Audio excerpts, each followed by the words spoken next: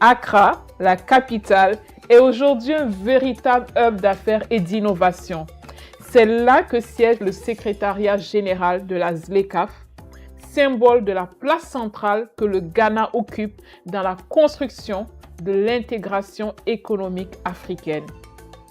L'économie ghanéenne repose sur 4 piliers: l'exploitation minière, les hydrocarbures, le cacao et une diversification rapide vers les services, l'agro-industrie et le numérique. À eux trois, l'or, le pétrole et le cacao représentent plus de 80% des exploitations du pays. Mais au-delà des chiffres et des matières premières, une question s'impose. Où se joue vraiment la prochaine phase de croissance du Ghana? Le pays s'impose de plus en plus comme un marché d'opportunités structuré, porté par la stabilité, l'innovation et la jeunesse de sa population. L'agro-industrie constitue un pilier stratégique. Le Ghana mise sur la transformation locale de son cacao, de son karité, de ses fruits tropicaux et de ses produits vivriers pour créer davantage de valeur ajoutée nationale. Dans le secteur minier, le pays a su développer un cadre attractif et transparent, tout en diversifiant ses productions au-delà de l'or. Avec une production de 151 tonnes en 2024, dont 40% provient du secteur artisanal et des petites exploitations, le Ghana confirme son leadership continental. Les énergies renouvelables, notamment le solaire et l'hydroélectrique, gagnent du terrain grâce à une volonté politique forte d'assurer la sécurité énergétique. Quant au numérique, il s'agit d'un secteur en pleine effervescence. Fintech, e-commerce, services mobiles, start-up technologiques. Le Ghana se positionne comme un véritable laboratoire d'innovation pour l'Afrique de l'Ouest. Cette dynamique est soutenue par des infrastructures en développement constant, ports modernisés, réseaux routiers en expansion et zones industrielles connectées, notamment à Tema et Takoradi. Passons maintenant aux règles du jeu. Comment le Ghana garantit-il la sécurité et la confiance nécessaires aux investisseurs? Sur le plan juridique, le Ghana applique le système de Common Law britannique qui assure la prévisibilité et la sécurité des transactions.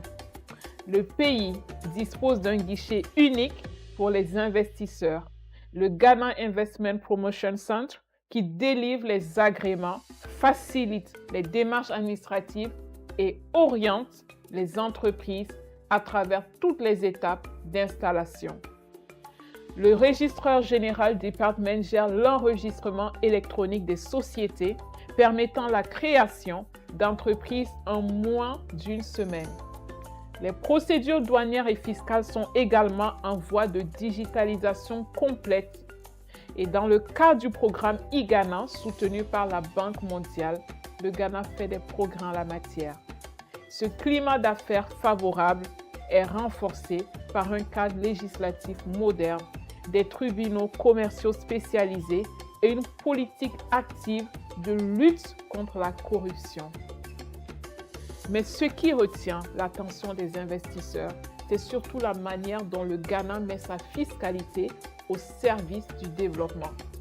Le Ghana mène depuis une décennie une réforme profonde de son système fiscal, alliant efficacité et attractivité. L'impôt sur les sociétés est fixé à 25%, avec des taux préférentiels pour les entreprises installées dans les zones économiques spéciales ou œuvrant dans les secteurs prioritaires. La TVA est de 15%, mais avec des prélèvements associés. National Health Insurance Levy, 2,5%. Ghana Education Trust Fund Levy, 2,5%. Et COVID-19 Health Recovery Levy, 1%. Donc le taux effectif atteint environ 21,9%, ce qui en fait l'un des plus complets du continent. Le pays a conclu des accords de non-double imposition avec plusieurs États, notamment la France, le Royaume-Uni et l'Afrique du Sud. Des incitations fiscales existent pour encourager les investissements productifs. Elles prennent la forme d'exonération partielle ou totale de droits de douane, d'abattements sur les bénéfices réinvestis et de régimes dérogatoires, favorisant l'agro-industrie et la transformation locale.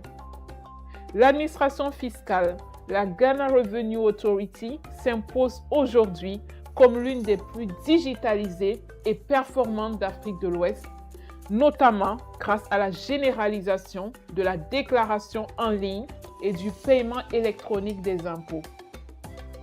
Et pour les investisseurs internationaux, le Ghana ne se contente pas d'être stable, il se veut exemplaire à la fois.